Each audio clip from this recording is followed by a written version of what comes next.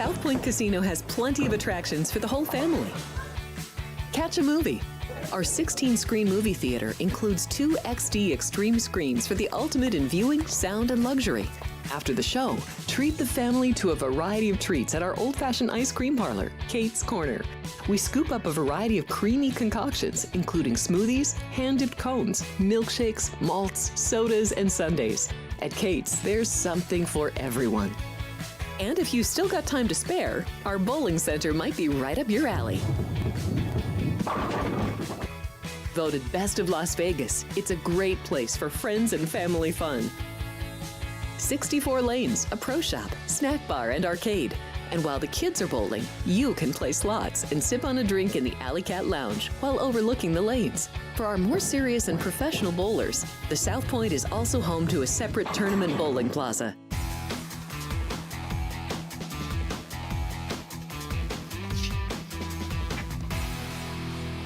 Hey, good morning, folks. Welcome to Sports by the Book. I am Kenny White, and we have a Friday, and it is conference tournament week, or conference championship week, I should say. Looking for my South Point list. There it is, the great shows at South Point Studios. Give you an update of when you can watch the shows. Monday, Tuesday, Wednesday, 9 a.m. Myself and my daughter, Alex, we will take you through an hour of sports betting talk. Thursday afternoon, Football Frenzy, Chris, Jimmy, Vinny, and Jeff Parles. That is a 1-hour show. And then on Friday, 2 o'clock to 4 o'clock. Also Monday, 3 to 4 is Football Frenzy. So a lot of double action for you throughout the day there. And then the triple action is the punchlines. Frank Nicotero on Monday through Friday, noon to 1. Also catch Race Day Las Vegas with Ralph Sirocco.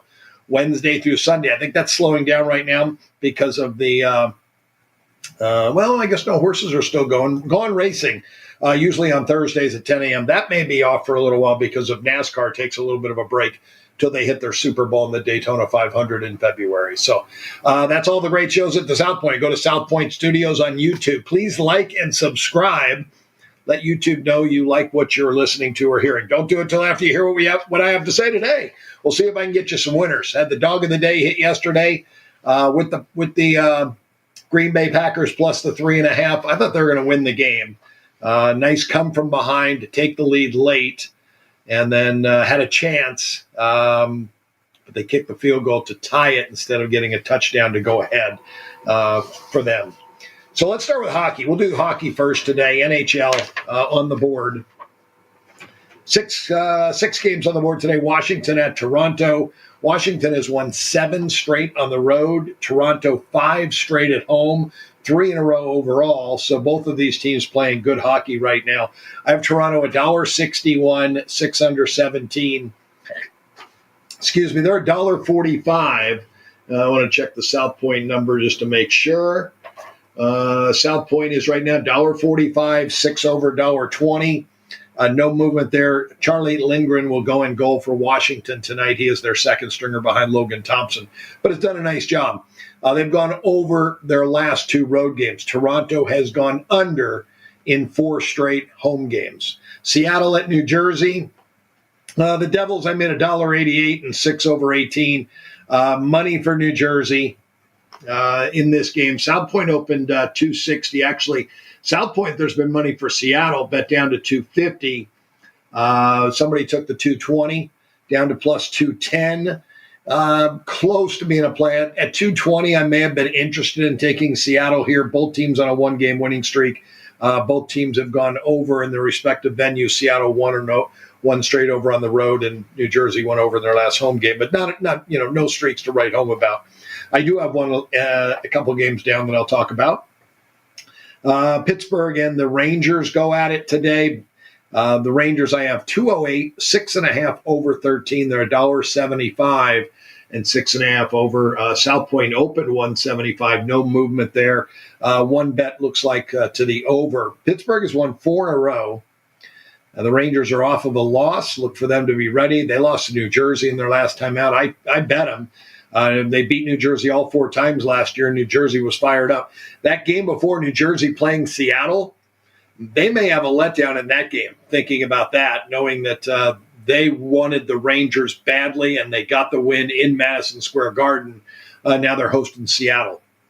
So it could be a letdown for New Jersey there today. Rangers off a loss. Knowing Pittsburgh's won 4 in a row, we should get a great effort from them. Not really interested in laying $1.75, though. It's a big price. If I had to bet the game, I'd bet the Rangers on the puck line and get a better number.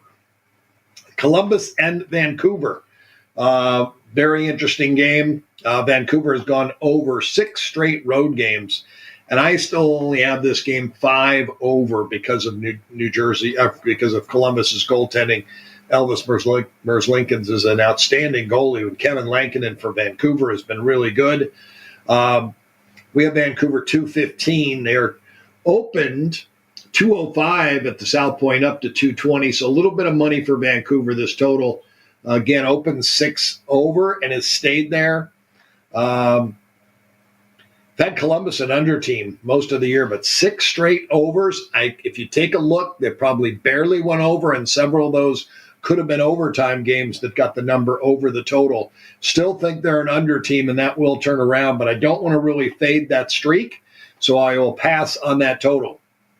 Minnesota, $1.96 I have, 5.5 under at Vancouver. This total 6 under 25, something more that I like and lean to. Minnesota has gone under in 5 straight contests. Anaheim under in their last game.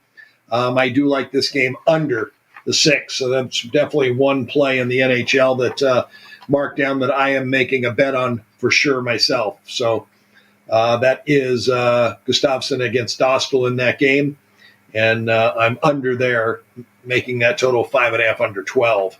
The Golden Knights playing good hockey, been playing very good. They won their last 2, a 1-0 shutout versus Edmonton, and then a win on the road at Anaheim, who wanted them badly, but they beat them up pretty good. I've got the Golden Knights $1.19, 6 under a quarter. At the South Point, they opened up -110 each way. Money for Dallas has driven it to Dallas 120, even money on the comeback. Very close to being a play for me. If I could get plus 106, I'll take that. I do see that at a couple of locations here in Las Vegas, Westgate and Circa. So I'll probably take that plus 108 with the Golden Knights. They've been playing well. Should be a very good goaltended game, but Vegas's offense keeps this total up. But 6 under a quarter I have. It is 6 over 25 at the South Point, and that was bet up from 6 over 15. But that's Jake Ottinger and Aiden Hill going head-to-head there. So that's the NHL. Really one play today.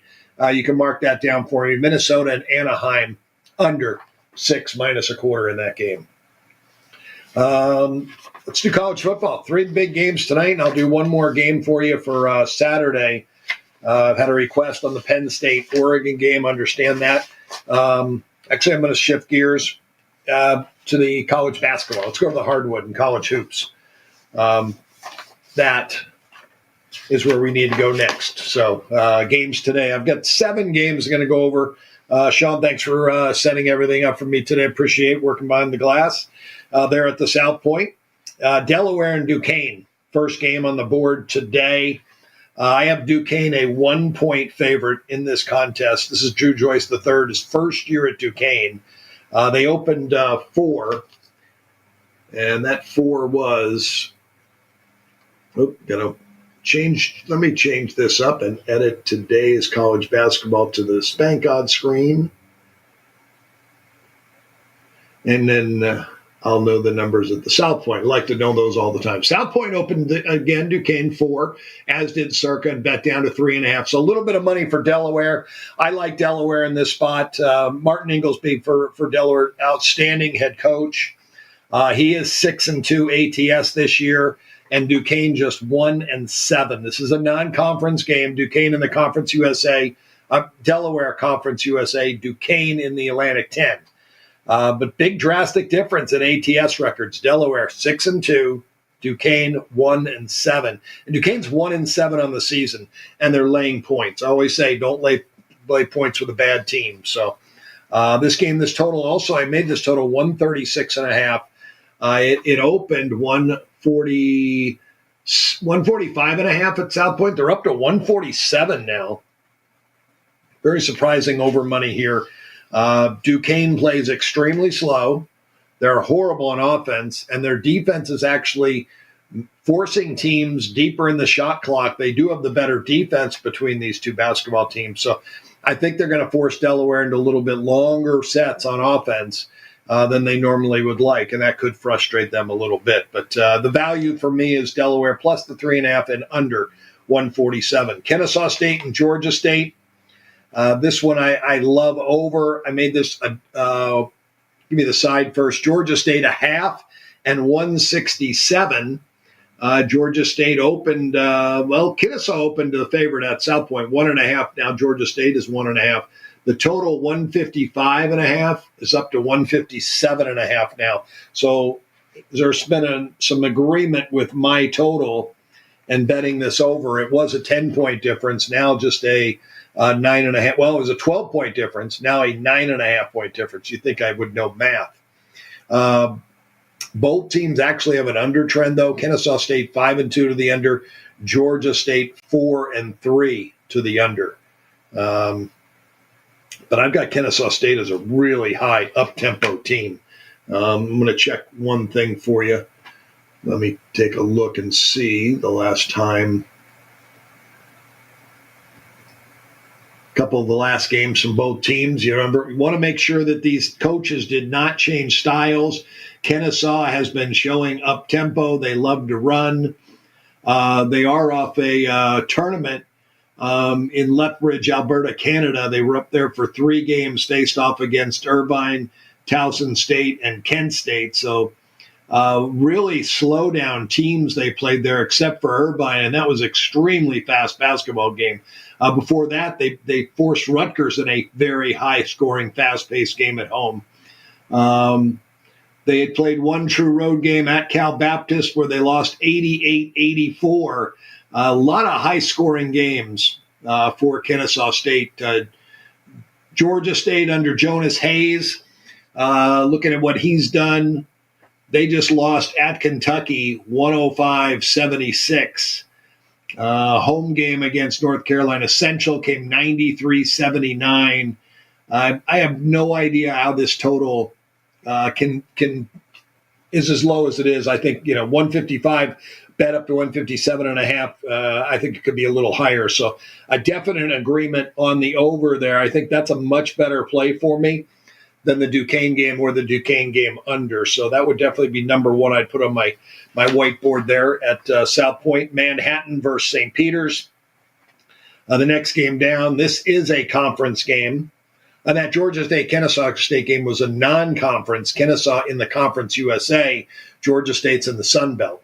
This one in the Metro Atlantic Athletic Conference, Manhattan and St. Peter's, always big rivals. You know where Manhattan's at. St. Peter's in Jersey City, right across the George Washington Bridge, or it's the Verrazanos. Very close in proximity. Big rivals. I have St. Peter's an 8-point favorite, a total of 141. This game opened St. Peter's the favorite 8.5 downtown at Circa and 8 at the South Point. Both have been bet up to 9. The total 136 was bet down to 134.5. Any type of lean I have would be to the over in this game. I've never been a big fan of betting St. Peter's games over because they do play very, very slow. And they play good defense. That has always been their calling card. Bashir Mason, now the head coach there. Remember, St. Peter's made the run in the NCAA tournament 3 years ago, and they did it by slowing the game down to a crawl and playing great defense. Manhattan likes to get up tempo a little bit more. They're 5-1 to the over this year. Manhattan is, and they play horrible defense. And they force you into playing faster than you want to. So we'll see if they can create that. I'm going to pass on it because I know how St. Peter's likes to play. And if they get the game at their pace, a very slow, methodical pace, with two poor shooting teams, this could end up to be a low-scoring game. So I'll pass there. Iona and Sacred Heart. Toby and Anderson now, first year or second year now at Iona. Always have been an up-tempo school. They love to run, and Sacred Heart plays extremely fast and no defense. Their scores come very high. I made Sacred Heart 1.5, a total of 154. We'll see if this game got bet up, and it did at the South Point. South Point has moved 142.5 and are currently 142.5. So we can get it over there at a 10-point value. I'm usually an under player and dog player, but I will bet overs and I will bet favorites if the price is right. I've got a 10-point difference on that total.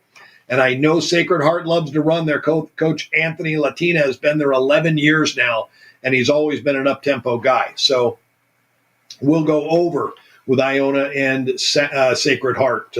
Remember, Rick Pitino was at Iona, and when he was there, they played extremely fast. And now that Tobin Anderson has taken over, he's also another up-tempo guy that loves to press and push the pace. So I think we get that out of this game. We get plenty of possessions to get it over. They just got to hit their shots. Georgetown, West Virginia tonight. This is Ed Cooley, second year after coming over from Boston College with the Hoyas. I know we're going to see improvement out of this program. He has beaten up on the teams he has played so far, 7-1 straight up, 4-4 against the spread, and 4-4 to the total. Darian DeVries, new head coach at West Virginia, first year, 5-2, straight up 4-3 against the spread. I made West Virginia 6 and 136.5. There was money for West Virginia this morning. South Point opened 9.5. The money has been for Georgetown. The game is down to 8, 144.5 down to 144 now. And I even see as low as 142.5 downtown. I do like it under. If you can find a 144, which may not be able to, South Point, the only 144 right now on the board. 143.5 is your best number other than the South Point. So I do like that game under, made it 136. Ed Cooley's always been a possession type of basketball coach, that he values each possession. And on offense, they've run a little bit so far this year. However, again, strength of schedule, he's played a bunch of weaker teams. The defense has been very good, and West Virginia's defense under DeVries has been very good so far. So give you an idea of Georgetown and their schedule so far of who they played. Lehigh, Fairfield, Notre Dame was the best team they played. That game they lost 84-63, would have gone over this total. But Notre Dame, an outstanding offensive team, and they do like to run. And that was at home. Mount St. Mary's, St. Francis, Wagner, Albany, and Maryland, Baltimore County. All teams well below average. And West Virginia may be the best team they've played so far. But I see so far this defense, the team's defense could be the strength of the team, and they've created some turnovers too. West Virginia, Darian DeVries is from Drake, did an outstanding job at Drake, and his calling card there was offense, but his defense improved the last couple of years, and that's why they were really dominating in Drake. His first year, 24-10, outstanding season. 20-14, 26-5, another great year. 25-11, and then he threw up a 27-win season, 8 losses, and then his final year, 28-7. But again, his offense was better than his defense that final year. 40th ranked offense, 73rd ranked defense, and I know it was a team that liked to shoot a lot of threes. West Virginia, their 2 losses at Pittsburgh, they lost 86-62, 24-point defeat at a very good Pittsburgh team. And then they lost on a neutral to Louisville. This game was in the Bahamas. So they're coming back from the Bahamas. That might be a benefit to Georgetown. It's hard to come back from these trips, even though it's been almost 7 days now from that last game. They played 3 overtime games in the Bahamas. That's amazing. I didn't realize that. They beat Georgetown or Gonzaga. They beat Gonzaga in overtime, lost to Louisville in overtime, and then beat Arizona in overtime. Amazing. Georgetown, I believe, yes, it is. This is their first true road game. They haven't left home yet. That's going to be tough. lot of different circumstances here. With Georgetown playing their first road game, I'll pass on the side. West Virginia coming back from the Bahamas in 3 overtime games could be a team that's still maybe a little tired. I do like it under still. I just think that the defense for both teams will help keep this down. So under 143.5 for me. I'll mark it at 143.5. The Illini playing Northwestern. Brad Underwood doing an outstanding job for Illinois. 7 years there now. He's 6-1 this year, 5-2 ATS. They're playing Northwestern on the road, Big Ten game. Remember, the Illini have a ton of fans in Chicago where Northwestern is based. They will have as many or more fans in the stands tonight, which eliminates any home value. I have the Illini 13 points better. This line opened up, let's see here, 3.5 at the South Point, and it is currently 3.5. No movement. Nobody's wanted to bet it. South Point total 144, bet down to 143.5. I made it 140, so I agree with the move, but not enough for me to have value on the play. And again, Underwood's team 6-1 straight up, 5-2 ATS. He is covering spreads. He's playing fabulous defense, and their offense is outstanding. This is a good basketball team. I'll lay the 3.5 on basically a neutral court game. So give me the Illini. I think that's one of my better plays of the day because I know they're a far better basketball team.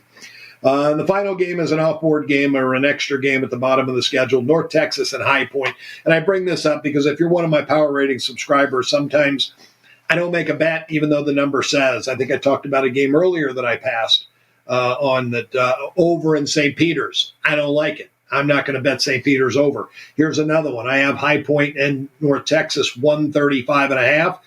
The total right now at the South Point 129. It was bet up from 128 to 129. It was bet my way, but I'm not betting it over because North Texas, one of the slowest teams in the country, and they play great defense. And I look at my sheet, both of these teams force the opponent into long sets on offense, creating less possessions in the game.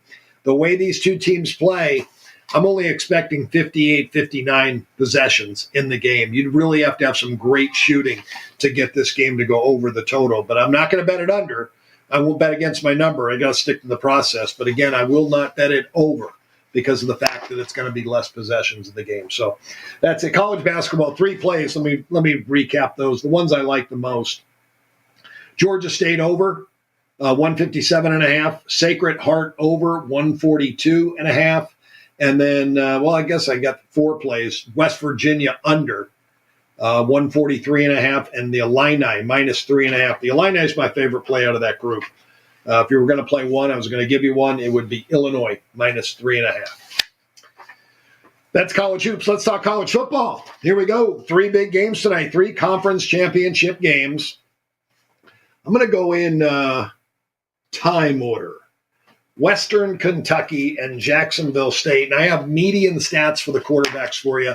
But these will be against their top opponents. So my daughter Alex did a great job of gathering the stats the other day. We talked about these stats, and Sean may have them on the graphic, and I'll take a look at them and talk to you about those. But I broke them down against their at least 5 or 6 best opponents they've played this year.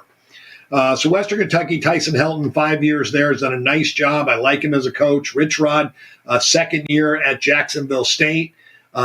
Plenty of experience and a great head coach and can win at this level very, very easily in this conference year in and year out. He's going to bring in really good players. He brought in Logan Smothers last year, who was at Nebraska, and he's a dual threat guy. This year he brings in Tyler Huff, and Huff beats out Logan Smothers. And that's the big question mark everybody's asking in this game. Will Tyler Huff play? Logan Smothers is just as good. Rich Rod likes Tyler Huff better, and that's why he got the nod, and that's why he's been playing this year. But there's no real drop-off to me in these two guys' stats. I'm looking there on the screen. Tyler Huff, 61% completions, 183 yards a game, 8.2 yards a pass. His median, 1 touchdown, no interceptions. Now, I broke him down into against his top five competitive teams, competitive games. His median is 8 for 13, one interception. So on the year, he probably didn't throw any picks against the bad teams. I think he's going to throw a pick tonight. So that's a good play, a prop that I like. Tyler Huff over a half. You may not be able to find it. There may be no Tyler Huff props up whatsoever. But he only throws for 128 yards in the games playing against good teams. I wish he was healthy and there was a prop up, because I guarantee you it would be closer to his season median of 183 than 128. His rushing against the good teams, 18 attempts, 99 yards, and he will score a touchdown if he plays a full game. We just don't know if we're going to get that. We'll get Logan Smothers if Tyler Huff can't play. I believe that Huff, who got injured last week in the third quarter against Western Kentucky, and he went to the medical tent and never returned to the game. That game was completely meaningless to Jacksonville State. They didn't need the game. They were already locked into the championship game and hosting. So the game meant much, much more to Western Kentucky. This was a game that was motivational, a motivational bet on Western Kentucky. And I was lucky and fortunate to win that bet because of a late field goal by the Hilltoppers to win the game 19-17. This is a good team in Western Kentucky, but it's a better team for Jacksonville State. There's my rankings. You can see them. Western Kentucky, 93rd offense, 94th on defense, 91 overall. I have a 101 rating. Jacksonville State, better on offense, 79th. Better on defense, 78th, and better all as an overall team, 82. Just 2 points better, but that's 2 points. And you add in 5 points for a home field on average, or 4.5 in this spot. I think it was 5.5, actually, I have Jacksonville State. And then you've got the revenge factor and the motive. Jacksonville State just lost to Western Kentucky. A lot of people are saying, how could Jacksonville State be the favorite? Western Kentucky just won the last time they played. But it was at Western Kentucky, and all of the motivation was on the Hilltopper side. Now I think the motivation is for Jacksonville. Both teams want to win the conference championships. I don't know if there's extra motivation for either team, but I like Jacksonville State here. I'll lay the points with them and Rich Rod. UNLV, or am I skipping one? Let me go back a game. Let's see. Yeah, we'll go Tulane Army. I'm going backwards, but in time order, that Jacksonville State game starts at 4 Pacific, 7 Eastern. Tulane is 5 Pacific, 8 Eastern, 8 o'clock at night. Back east, this game starts. These guys are ready to go to sleep. I don't know what time the cadets stay up till. They've got to be awake at 5 in the morning. I just don't, Tulane players probably sleep in. They go to sleep late. This might be an advantage time-wise or circadian clock-wise to Tulane in this game, and they're the better football team. My rankings on each one of these teams: Tulane, 34th best defense, or 34th best offense, 11th best defense, 29th overall, 115 rating. John Summerall, the head coach for Tulane, is his first year there. He was at Troy 2 years previous and went 23-4 at Troy. And now he gets elevated to Tulane, and all he does is go 9-3 for the Green Wave. He was a defensive coordinator for 1 year at Kentucky. He was a assistant there for 4 years, but he was the D coordinator for 1 year. And it was actually the co-defensive coordinator. But he was there calling plays for the defense, and he has been fabulous as a head coach so far. But has he been winning with the previous coach's talent? That's the question mark still. He has a freshman quarterback. Darian Mensah is the quarterback for Tulane. And he is a big guy, strong arm. I'll give you his median stats against the best opponents that he's played. 14 for 22, 1 INT, 175 yards, and 2 touchdowns. If you're looking for another prop, if you can find something over 175 yards, you want to go under. They're playing Army and Jeff Munkin, and you know what Army loves to do. They love to run the football. They have long, sustained drives. Tulane, the kicker for Tulane, and why I like Tulane, is they just played Navy a couple of weeks ago. And with the defense that they have and seeing the triple option recently and being fresh in their memory, they will know how to defend Army and slow them down. But Army, sometimes you can't stop them. If they get 3 yards and a punch, they're going to be going on fourth down a lot and creating long drives if they succeed on those fourth down attempts. Bryson Daly is their quarterback, senior. Outstanding year for him. 57% completions, 11.3 yards a pass, 8 touchdowns, 1 INT. His median stats against the 5 best teams he has played this year, 5 for 8. That's what he's going to throw in a football game. He's going to throw 8 passes, and that's all you'll see from him. 5 for 8, 107 yards. His median for the year, passing yards, 78. So it looks like he throws more against better teams than they do weak teams. I guess if you're winning the run game in the trenches, running the football, you don't need to throw it. And that's the way Army plays. I got to believe he's going to need to throw the ball quite a bit there tonight against Tulane's defense. His rushing on the season median, Jeff Munkin, 27 rush attempts, 145 yards, and 2 TDs. That's against the 5 best teams he's played. So 107 passing yards, 145 rushing yards. Write those down so you have those to bet any props. Again, let me do both quarterbacks repeat their median stats against the better teams. What I think will happen more tonight. Mensah for Tulane, 14 for 22, 1 INT. 175 passing yards and 2 touchdown passes. So might not be a bad number to go over 1.5 with Mensah. Rushing, 5 rushes, 8 yards. Not a big rushing quarterback. Doesn't do a lot of running and has not run well when he has. Jeff Munkin, 5 for 8 passing. That's like Mensah's rushing. But 107 yards he's thrown for, 1 interception, or 1 touchdown. No interceptions, 1 touchdown in those games. So he's getting a passing touchdown in games that are big against the best teams they played. And then rushing, 127 for 145, 2 touchdowns for Munkin. This game, this is going to be a tough game, though. I think that Army will run clock. They'll run clock. They'll shorten this game. Tulane does not play fast. They will not get frustrated. They're very well coached. So, if anything, I'd like to make a case for the under in the game and maybe Tulane money line. I like the Tulane side because of the recency that they've seen the triple option against Navy. And maybe they wipe out home advantage whatsoever. Tulane, I have a 115 rating. Army, a 105.5 rating. So I'm kind of pushing this a little bit. Again, these would not be big bets. I'd bet a 1% play on Tulane and a 1% on the under. UNLV and Boise State to round out the night. Great game. Another 5 o'clock kickoff of the Pacific, 6 o'clock Central, 8 Eastern. Barry Odom, Spencer Danielson. Barry Odom in his 6th year as a head coach, 4 years at Missouri. 2nd year here at UNLV. He's drastically upgraded the program with his coaching. He's developed players. He's making everyone in the organization better. And Boise State, Spencer Danielson, a couple games as the interim coach, was an assistant for 7 years. The last 3 as a defensive coordinator. So he stepped right in and been the guy. Rankings for these two teams, I have UNLV 56th offense, 37th on defense, 43rd overall, 112.5 rating. Boise State, I have the 55th best offense, and that's a lot to do with the conference and the schedule they played.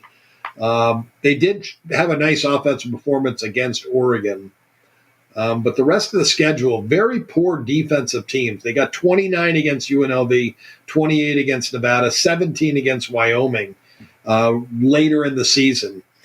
People know what they're going to do. They do have Ashton Genty. 49th best defense, 39th overall, a 114 rating. You have to give them the full home field, or do you? I made the game 7. Revenge factor for UNLV. They lost at home this year, and they lost last year's Mountain West Conference Championship game. So you got to figure in revenge. Make this 4.5. I like to take off the 20% off my favorite. That'd be another point. Make this game 3.5. But that's right on the number. I don't believe there's been any late movement on this game. South Point, I guess money for Boise, 4 up to 4.5. I'm gonna play a 1% play on UNLV at 4.5, even though it's a small edge. I'm a big UNLV fan because of what Barry Odom's done. So glad. This is the best 2-year run in the history of the program. He's done an amazing job at UNLV, and I hope he stays. His son is a quarterback at a local high school here and has signed a scholarship to come play for the Rebels. So that'd be amazing to have Barry Odom stay because his son will be here hopefully 4 years. If he gets another big-time job, the son's going with him in the transfer portal, how easy it is to go. And Barry Odom will probably get some offers. He probably already has, and his agent's probably already been on the phone trying to get some offers from an SEC school. Quarterback play, Malik Haji Williams for UNLV. 179 yards is his median game this year. I broke down the best teams he's played. 13 for 25 in those games. So it was not a great percentage, 52%. He will throw a pick against good teams. I got a feeling he's going to throw one tonight. That might be another prop bet for you.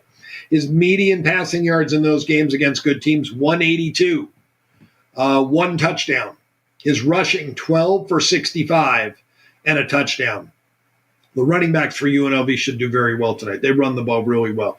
Genty's probably going to have a big game as well for Boise, but obviously, the numbers are overinflated a little bit. Maddox. I'm sure that the family thought that young Maddox was going to be a baseball player and named him after Greg Maddox. And he's got the arm, that's for sure. He's a quarterback, and he's throwing it well. 63% completions on the season, 7.7 yards a pass. Against the best teams he's played, 17 for 32 is his median, just a little over 50%. No interceptions, though.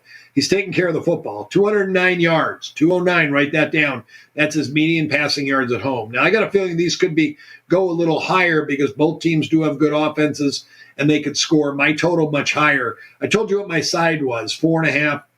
Shave off a half a point because I don't like betting favorites. I take 20% off that and make it 3.5. The total 65, I made it.